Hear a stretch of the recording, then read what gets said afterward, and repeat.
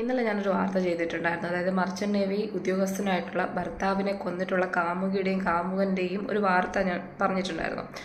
അതിനെക്കുറിച്ച് ഇന്ന് മാധ്യമങ്ങൾ റിപ്പോർട്ട് ചെയ്തൊരു വാർത്ത കേട്ട സമയത്താണ് എനിക്ക് ഭയങ്കരമായിട്ട് ആശ്ചര്യമുണ്ടായെന്ന് പറഞ്ഞത്. അതായത് രണ്ടുപേരും ഭയങ്കര വയലൻ്റ് ആണ്.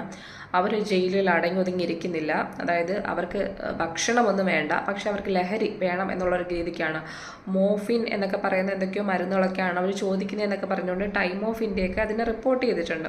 അവിടുത്തെ ഉദ്യോഗസ്ഥർ തന്നെയാണ് അതിനെക്കുറിച്ച് മീഡിയയുടെ അടുത്തൊക്കെ പറഞ്ഞിട്ടുള്ളതെന്ന് പറയുന്നത്.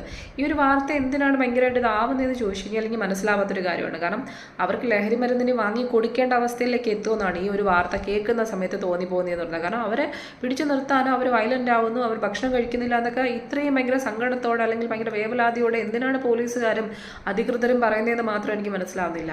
അവറ്റക്ക് ഭക്ഷണം വേണ്ടെങ്കിൽ ആ മൂലയിൽ കിടന്നിട്ട് അവറ്റകൾ ചത്തുപോകട്ടെ. കാരണം സ്വന്തം ഭർത്താവിനെ ഇത്രയും സ്നേഹിച്ച ഒരാളെ അത്രയും ചതിച്ചു കൊന്നവൾക്കൊക്കെ എന്ത് തരത്തിലുള്ള സുഖജീവിതമാണ് ഇനി വേണ്ടി വരുന്നതെന്ന് ചോദിച്ചു കഴിഞ്ഞാൽ മനസ്സിലാവാത്തൊരു കാര്യമാണ്. ഒന്നിൽ പെട്ടെന്ന് തന്നെ തൂക്കിക്കൊല്ലുക, കാരണം കൊലപാതകം ചെയ്യുന്നതാണ്. 15 കഷ്ണമാക്കി ഭർത്താവിനെ കൊല്ലുന്നവളേക്ക് അവന്മാരെ ഒന്നും വെച്ചുകൊണ്ടിരിക്കേണ്ട കാര്യമില്ല. അതല്ലെന്നുണ്ടെങ്കിൽ ഈ പറയുന്ന കണക്ക് അവരെ പ്രത്യേകിച്ച് ഈ പറയുന്ന ഓരോരോ സെല്ലുകളിലാക്കിയിട്ട് ഭക്ഷണം കഴിക്കാതെ കിടന്ന് മരിക്കുകയാണെന്നുണ്ടെങ്കിൽ മരിക്കാനായിട്ട് അനുവദിക്കുക. അത്രയെങ്കിലും സഹായം അവർക്ക് വേണ്ടി ചെയ്തു കൊടുക്കുക.